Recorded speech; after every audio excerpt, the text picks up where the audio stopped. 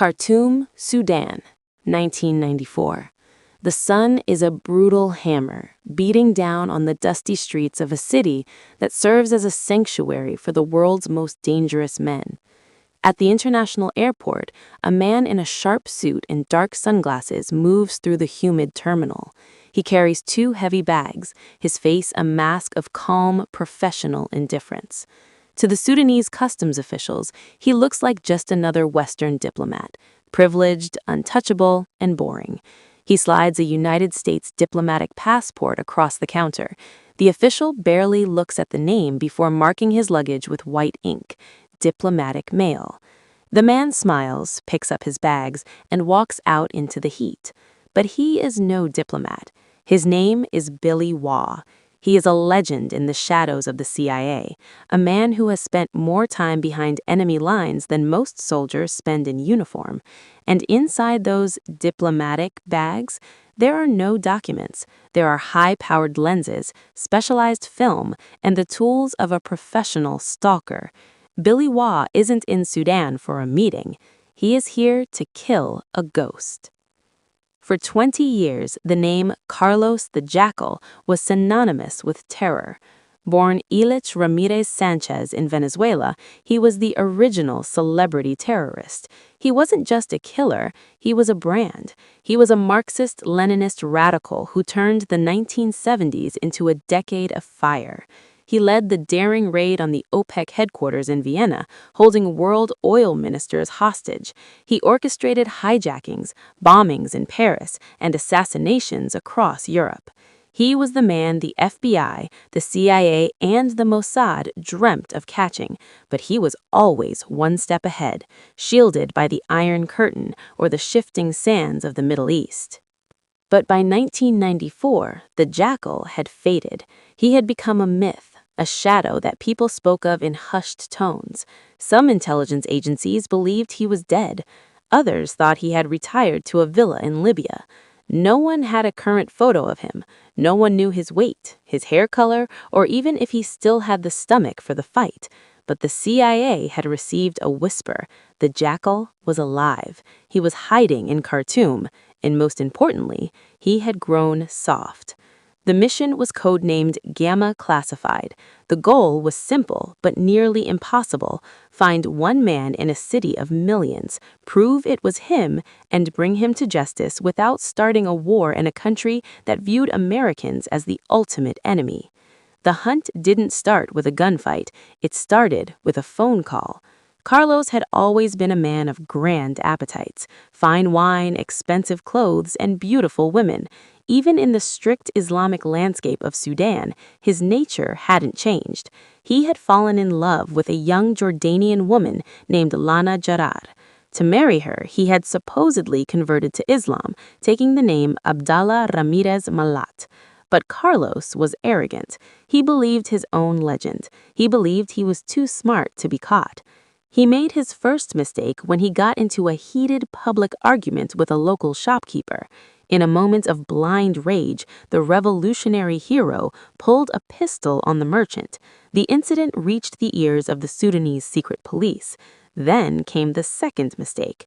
Carlos felt vulnerable. He decided he needed a bodyguard, but he didn't trust the Sudanese. He called an old contact in Jordan to request a professional. He didn't know that the Mossad was listening. The Israelis intercepted the call and immediately alerted the CIA.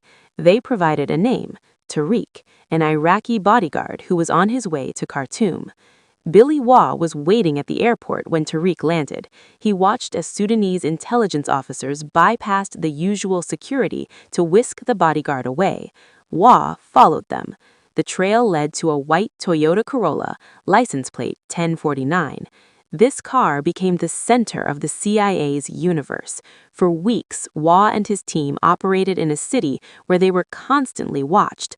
They lived in the shadows, moving between safe houses, their eyes always fixed on that white Toyota.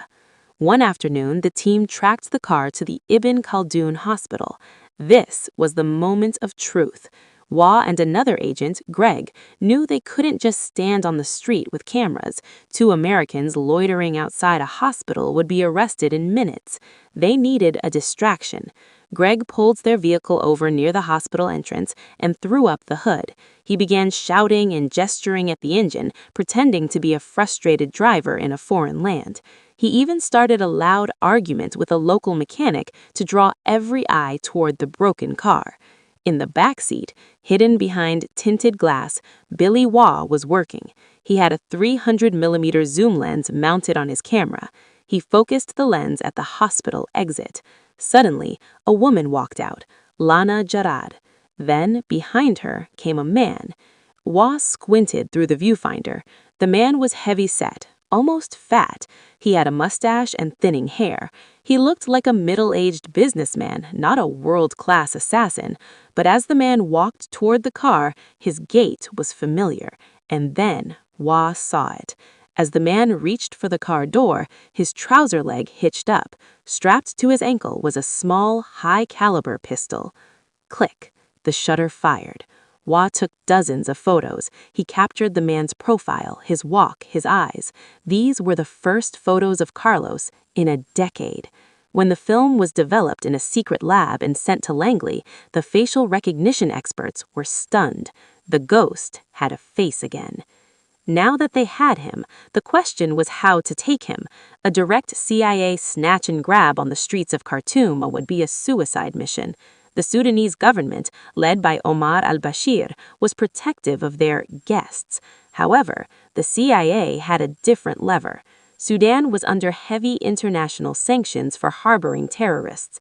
The CIA station chief, Kofor Black, began a delicate dance of back-channel diplomacy. The message to the Sudanese was clear: give us the Jackal, and perhaps your path back to the international community will be easier. The Sudanese government, realizing that Carlos was now more of a liability than an asset, agreed to a betrayal, but they wouldn't give him to the Americans. That would look like they were puppets of Washington.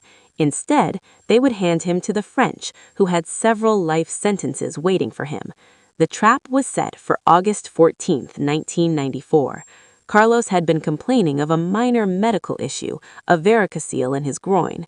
The Sudanese authorities told him they had arranged for a private, high-end surgery to fix it. Carlos, ever the narcissist, agreed.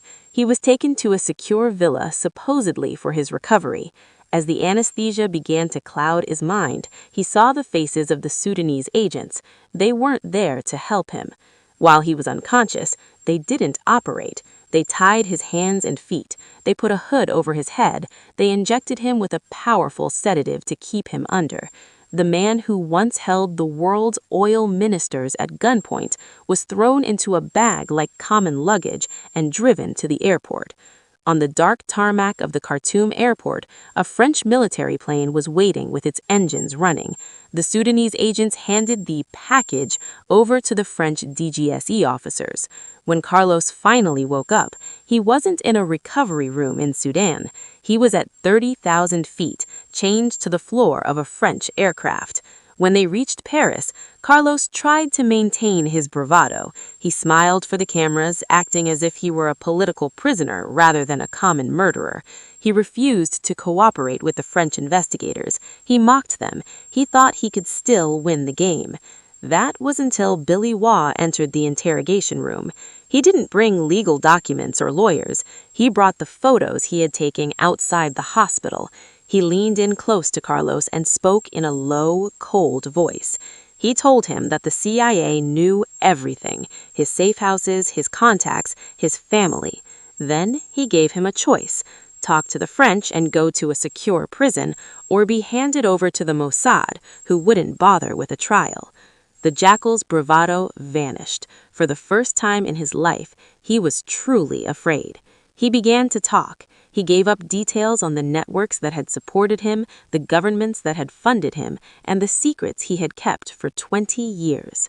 The trial of Carlos the Jackal was a global sensation.